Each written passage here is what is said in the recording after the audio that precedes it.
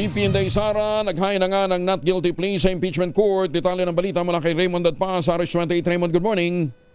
Naghain ng not guilty plea si Vice President Sara Duterte sa Senado bilang impeachment court. Ito ay tugon niya sa 7 articles of impeachment na inaakusa laban sa kanya ng Kamara de Representantes bilang prosecution. Sa 35 pahinang answer ad cautelam o answer with caution na inihain ng kanyang mga abogado mula sa Fortune, Narvasa and Salazar Law Office, pinababasura ng pangalawang Pangulo ang reklamo laban sa kanya dahil ito ay isa lamang umanong scrap of paper o basura. Unang-unay wala umano siyang dapat sagutin sa impeachment court dahil walang pending na kaso laban sa kanya dahil ibinalik ito sa Kamara de Representantes. Ganon pa man ay sumagot umano ang pangalawang Pangulo bilang pagtalima sa summon na ipinadala sa kanya.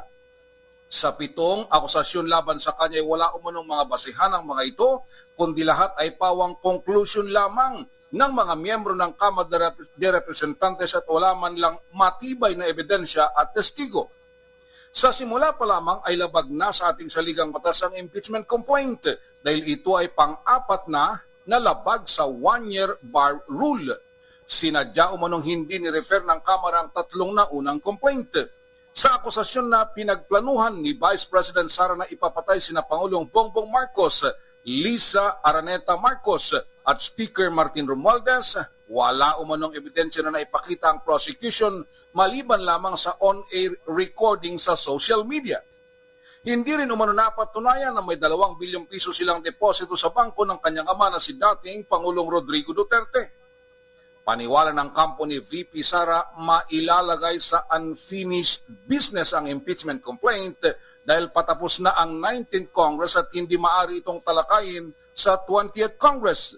Sa ngayon ay binibigyan naman ng 5 araw ang panig ng prosecution na magsumitin ng kanilang tugon sa sagot ni VP Sara Duterte.